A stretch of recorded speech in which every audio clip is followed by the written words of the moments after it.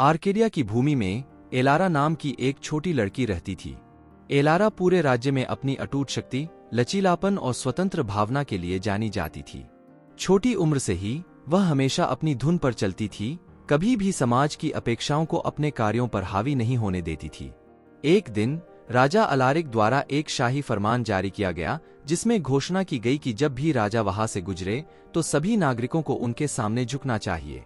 Arcadia के लोग राजा के आदेशों की अवहेलना करने में हिचकिचा रहे थे, क्योंकि उन्हें अवज्ञा के दुष्परिणामों का डर था। हालांकि एलारा ने इस दमनकारी नियम का पालन करने से इनकार कर दिया। जैसे जैसे दिन बीतते गए, एलारा का राजा अलारिक के सामने झुकने से इनकार करना शहरवासियों के बीच बहुत गपशप और अटकलों का विषय बन गया। कुछ लोगों ने उसके साहस और अवज्ञा की प्रशंसा की, जबकि अन्य ने उसे अपमानजनक और विद्रोही होने के लिए दोषी ठहराया। आलोचना का सामना करने के बावजूद एलारा अपने निर्णय पर अडिग रही, स्वतंत्रता और आत्मसम्मान के अपने सिद्धांतों को बनाए रखने के लिए दृढ़ संकल्पित रही। एक शाम जब सूरज राज्य पर ढलने लगा, राजा अलारिक अपने राजसी सफेद घोड़े पर सवार होकर अर्काडिया की सड़कों पर घूम रहे थे। शहर के लोग सड़कों पर खड़े थे, राजा के गुजरने पर सभी आज्ञाकारी ढंग से झुके हुए थे। हालांकि एलारा गर्व से खड़ी थी, उसकी निगाहें राजा की निगाहों से अडिग दृढ़ निश्चय के साथ मिल रही थीं। राजा अलारिक की आंखें सिकुड़ गईं जब उसने एलारा के विद्रोही रुख को देखा। उसने अचानक अपने घोड़े की लगाम खींची और घोड़े से उतरकर छोटी लड़की की ओर बढ़ा। शहर के लोगों ने अपनी सांस रोक ली, उन्हें यकीन नहीं था कि राजा और एलारा के बीच क्या होगा।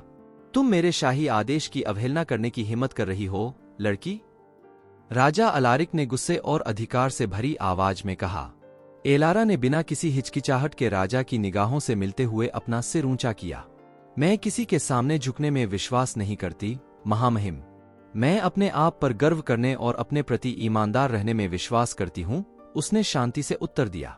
राजा का चेहरा क्रोध से लाल हो गया, उसकी तलवार की मूठ पर उसकी पकड़ मजबूत होती गई। तुम्हें अपनी धृष्टता पर पछतावा होगा, लड़की। पहरेदारों, उसे पकड़ लो, उसने आदेश दिया। शाही पहरेदार एलारा के पास पहुंचे, उनके हाथ उसे पकड़ने के लिए आगे बढ़े। लेकिन इससे पहले कि वे उस पर हाथ रख पाते, भीड़ में से एक आवाज गूंजी, रुको! एक रहस्यमयी आकृति चिल्लाई, जो लोगों की भीड़ के बीच से अपना रास्ता बना रही थी।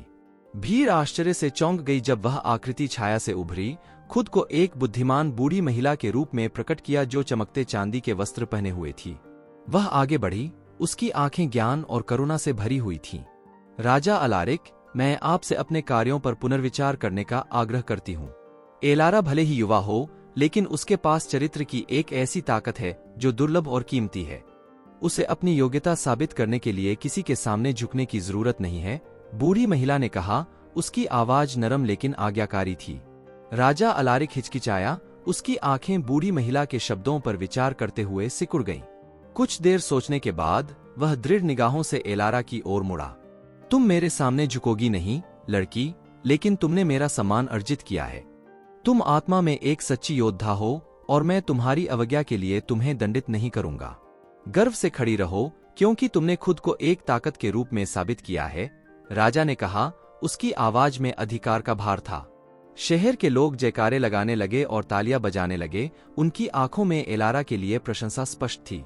युवा लड़की भीड़ के बीच खड़ी थी, उसके होठों पर जीत की मुस्कान थी, क्योंकि उसे एहसास हुआ कि सम्मान और प्रशंसा पाने के लिए उसे किसी के सामने झुकने की जरूरत नहीं है। उस दिन से एलारा आर्केडिया के राज्य में शक्ति और स्वतंत्रता का प्रतीक बन गई।